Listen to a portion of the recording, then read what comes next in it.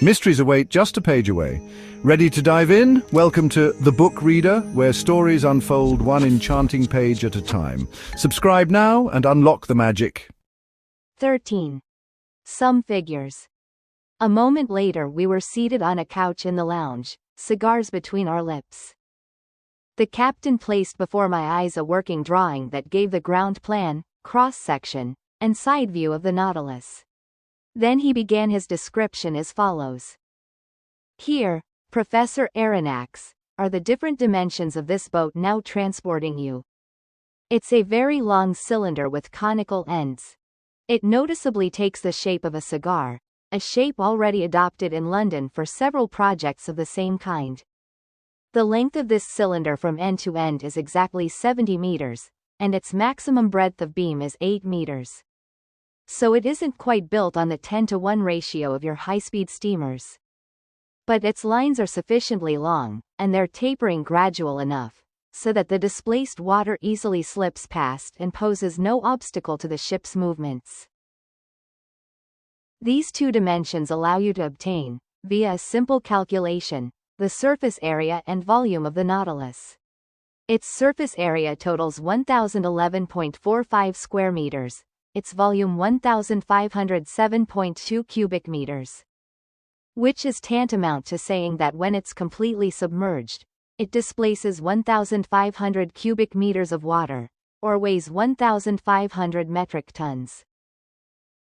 In drawing up plans for a ship meant to navigate underwater, I wanted it, when floating on the waves, to lie 9/10 below the surface and to emerge only 1/10.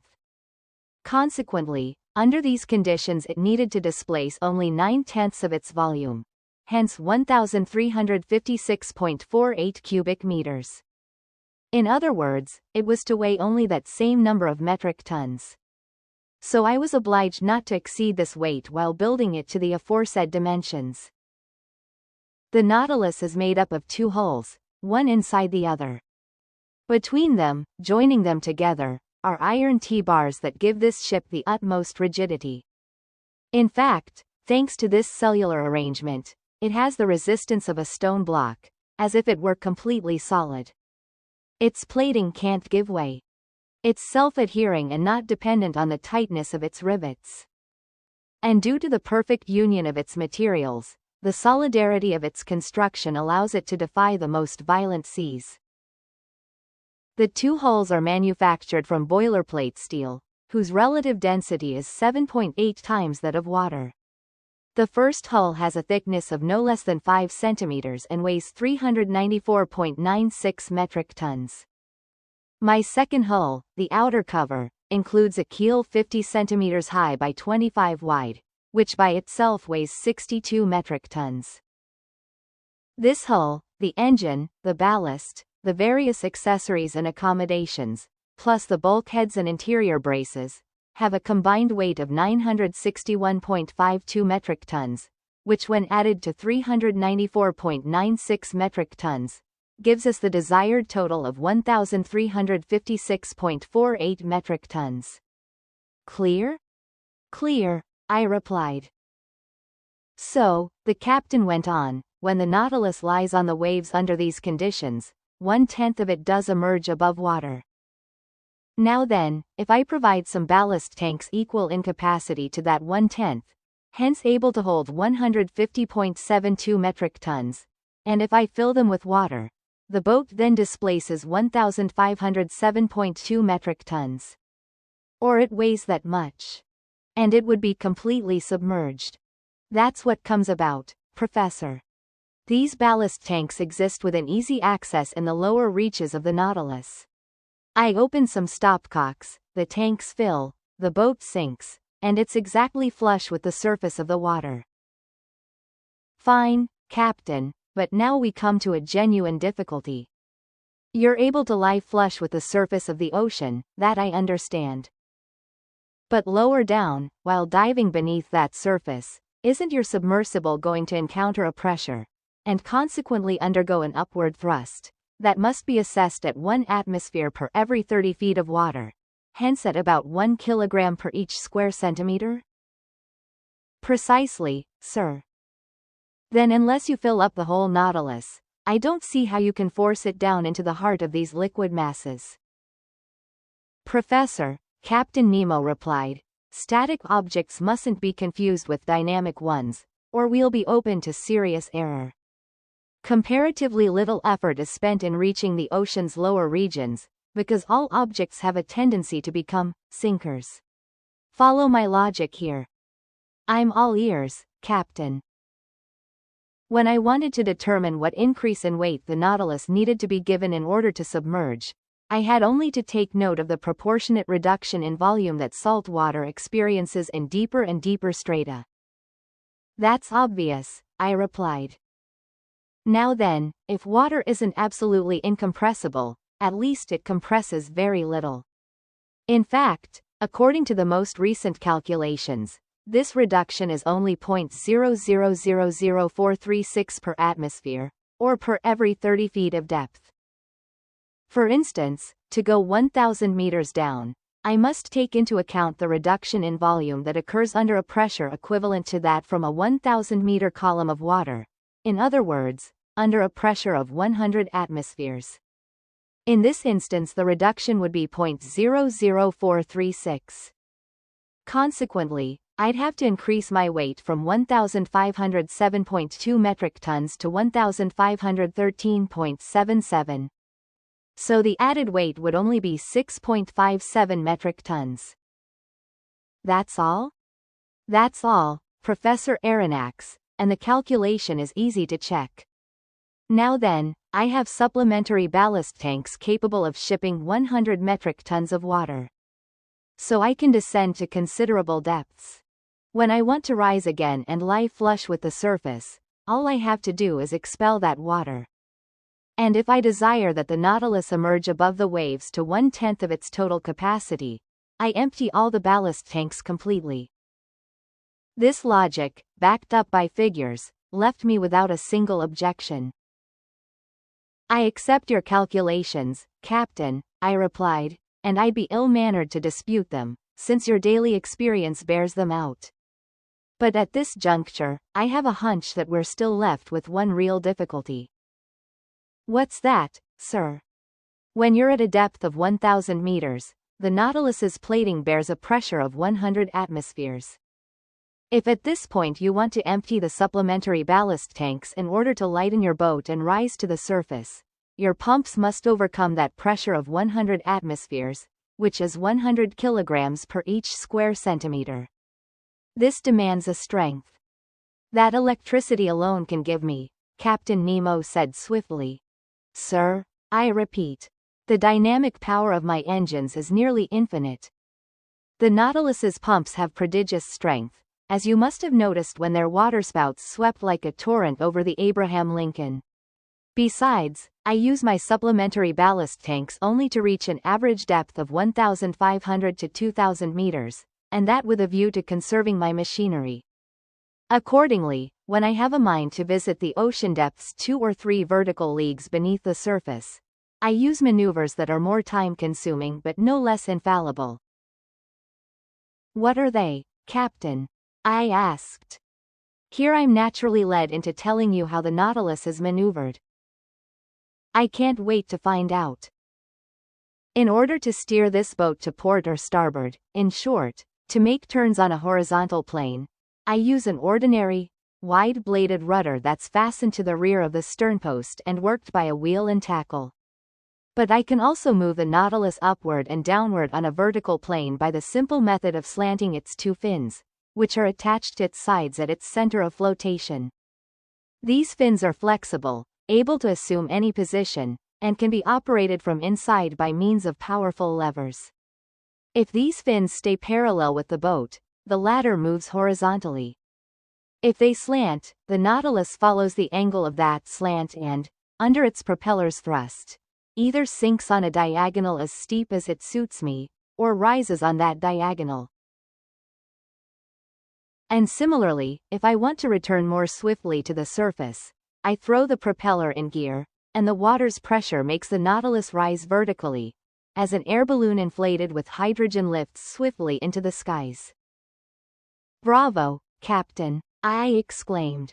But in the midst of the waters, how can your helmsman follow the course you've given him? My helmsman is stationed behind the windows of a pilot house, which protrudes from the topside of the Nautilus's hull and is fitted with biconvex glass. Is glass capable of resisting such pressures? Perfectly capable.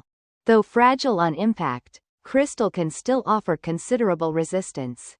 In 1864, during experiments on fishing by electric light in the middle of the North Sea, glass panes less than 7 mm thick were seen to resist a pressure of 16 atmospheres, all the while letting through strong, heat-generating rays whose warmth was unevenly distributed. Now then, I use glass windows measuring no less than 21 centimeters at their centers. In other words, they've 30 times the thickness. Fair enough, Captain, but if we're going to sea, we need light to drive away the dark, and in the midst of the murky waters, I wonder how your helmsman can. Set astern of the pilot house is a powerful electric reflector whose rays light up the sea for a distance of half a mile. Oh, bravo. Bravo 3 times over, Captain. That explains the phosphorescent glow from this so-called narwhale that so puzzled us scientists. Pertinent to this, I'll ask you if the Nautilus's running afoul of the Scotia, which caused such a great uproar, was the result of an accidental encounter. Entirely accidental, sir. I was navigating 2 meters beneath the surface of the water when the collision occurred. However, I could see that it had no dire consequences. None, sir. But as for your encounter with the Abraham Lincoln, Professor, that troubled me, because it's one of the best ships in the gallant American Navy, but they attacked me and I had to defend myself. All the same, I was content simply to put the frigate in a condition where it could do me no harm. It won't have any difficulty getting repairs at the nearest port. Ah, Commander, I exclaimed with conviction, your Nautilus is truly a marvelous boat. Yes, Professor, Captain Nemo replied with genuine excitement, and I love it as if it were my own flesh and blood. Aboard a conventional ship, facing the ocean's perils, danger lurks everywhere. On the surface of the sea, your chief sensation is the constant feeling of an underlying chasm, as the Dutchman Jansen so aptly put it. But below the waves aboard the Nautilus, your heart never fails you. There are no structural deformities to worry about, because the double hull of this boat has the rigidity of iron. No rigging to be worn out by rolling and pitching on the waves. No sails for the wind to carry off. No boilers for steam to burst open. No fires to fear, because this submersible is made of sheet iron, not wood. No coal to run out of, since electricity is its mechanical force. No collisions to fear, because it navigates the watery deep all by itself. No storms to brave, because just a few meters beneath the waves, it finds absolute tranquility. There, sir. There's the ideal ship. And if it's true that the engineer has more confidence in a craft than the builder, and the builder more than the captain himself, you can understand the utter abandon with which I place my trust in this Nautilus, since I'm its captain, builder, and engineer all in one. Captain Nemo spoke with winning eloquence. The fire in his eyes and the passion in his gestures transfigured him. Yes, he loved his ship the same way a father loves his child. But one question, perhaps indiscreet, naturally popped up, and I couldn't resist asking it. You're an engineer, then, Captain Nemo? Yes, Professor, he answered me. I studied in London, Paris, and New York back in the days when I was a resident of the Earth's continents. But how were you able to build this wonderful Nautilus in secret? Each part of it, Professor Aronnax, came from a different spot on the globe and reached me at a cover address. Its keel was forged by Creusot in France, its propeller shaft by Penn & Company. In London, the sheet iron plates for its hull by Laird's in Liverpool, its propeller by Scott's in Glasgow. Its tanks were manufactured by Kale & Company. In Paris, its engine by Krupp in Prussia, its spur by the Motala workshops in Sweden, its precision instruments by Hart Bros. in New York, etc. And each of these suppliers received my specifications under a different name. But, I went on, once these parts were manufactured, didn't they have to be mounted and adjusted? Professor, I set up my workshops on a deserted islet in mid-ocean. Our Nautilus was completed by me and my workmen, in other words, by my gallant companions whom I've molded and educated. Then, when the operation was over, we burned every trace of our stay on that islet, which if I could have, I'd have blown up. From all this, may I assume that such a boat costs a fortune? An iron ship, Professor Aronnax, runs 1,125 francs per metric ton. Now then, the Nautilus has a burden of 1,500 metric tons. Consequently, it cost 1,687,000 francs, hence 2 million francs including its accommodations, and 4 million or 5 million with all the collections and works of art it contains. One last question, Captain Nemo. Ask, Professor. You're rich, then? Infinitely rich, sir, and without any trouble, I could pay off the 10 billion franc French national debt. I gaped at the bizarre individual who had just spoken these words. Was he playing on my credulity? Time would tell. And that marks the end of the current chapter. Thank you for listening to The Book Reader. Stay tuned for the next episode tomorrow. Please subscribe for updates.